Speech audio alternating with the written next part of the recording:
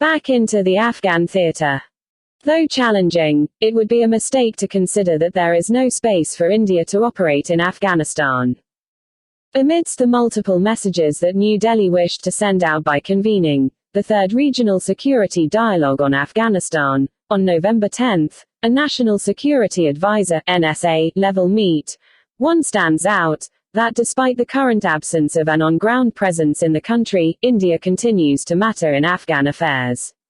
To ensure that this thought was acknowledged by the Indian political and strategic classes as well as the region, Indian officials, in their background briefings, emphasized that India's invitation was accepted by countries that have significant stakes in Afghanistan, Russia, Iran and all the 5 Central Asian republics Kazakhstan, Kyrgyzstan, Tajikistan, Turkmenistan and Uzbekistan. They correctly downplayed Pakistan's outright refusal to join the meeting and China's lame excuse for its absence. Indeed, in the context of the present state of Sino-Indian ties and Pakistan's obsession of keeping India away from Afghanistan, neither country's decision was surprising. Similar concerns. There is little doubt that the initiative succeeded in demonstrating that many regional countries accept that India has legitimate concerns relating to Afghanistan. The Delhi Declaration that emerged from the deliberations of the National Security Advisors, secretaries of the National Security Councils of the participating states shows that all these countries share similar concerns which are also widely held in the international community. The Delhi Declaration demanded that Afghan soil is not used to spread terrorism or extremist ideologies. It called for a control on the production of Afghan opium. It reflected the widely held view that the Taliban have to conform to acceptable standards of behavior on gender issues and minority rights. The declaration also called for the formation of an open and truly inclusive government that was representative of the will of the Afghan people, and had the participation of all sections of society in its administrative and political structure.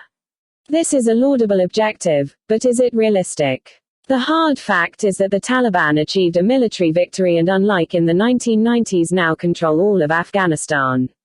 Is any neighbor of Afghanistan willing to nurture a long-lasting insurgency to effectively pressure the Taliban? Hurdles and outreach. All the participants of the Delhi dialogue except India have open contacts with the Taliban even if some of them consider the Taliban to be a negative political force.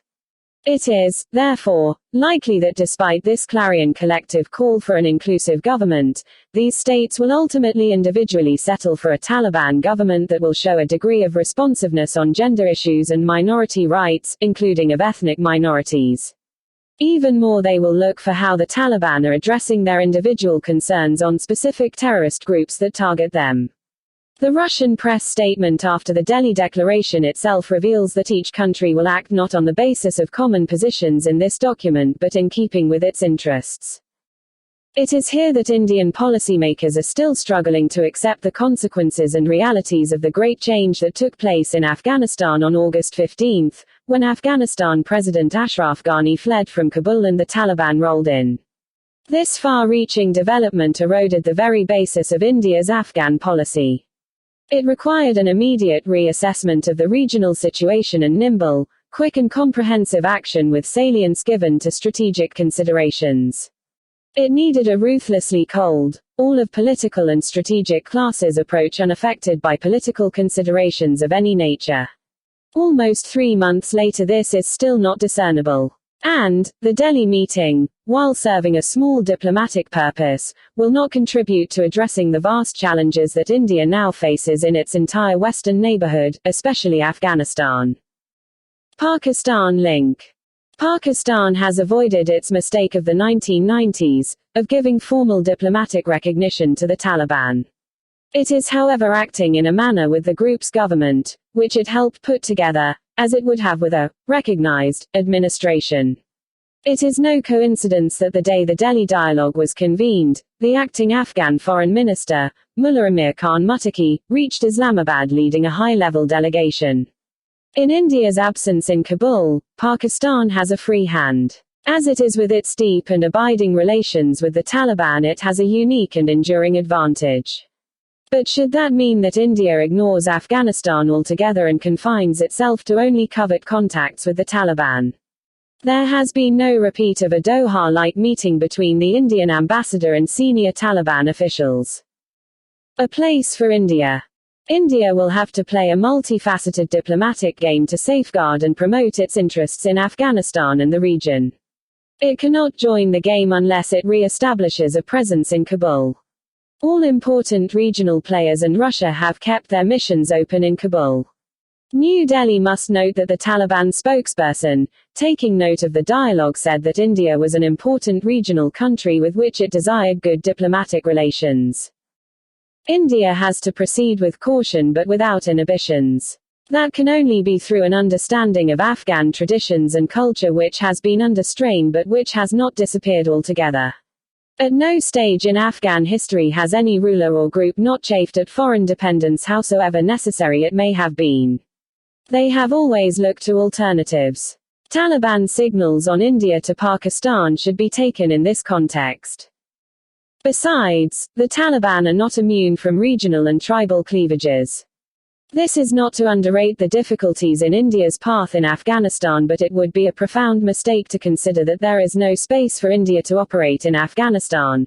The Taliban public statements are themselves indicating that it does. Muttaqi has publicly said that India-Afghan trade via Wagah should be allowed by Pakistan. Expressing concern for the deteriorating socio-economic and humanitarian situation in Afghanistan, the Delhi Declaration called for urgent humanitarian assistance to the Afghan people. It also did well to emphasize that humanitarian assistance should be provided in an unimpeded, direct and assured manner to Afghanistan. This is directly relevant for India wishes to send 50,000 tons of wheat for the Afghan people overland via Pakistan. Obviously, the Taliban have welcomed the Indian offer and asked Pakistan to agree. Pakistan Prime Minister Imran Khan told Muttaqi that he will, favorably, consider the Taliban's request. At this stage, India should be bold and enhance its offer to 1 million metric tons of wheat. That is what it pledged in 2002 at the Tokyo Afghanistan conference. It should also publicly declare, if needed, that it would hand the wheat over to the World Food Programme at the Wagah border. If Pakistan obstructs the additional offer, let it explain its negativity to the Afghan people. On China. It is not only Pakistan that India will need to confront in Afghanistan but also China. The Chinese have always maintained contacts with the Taliban, and their strategic and economic interests have and will continue to make them adopt pragmatic policies.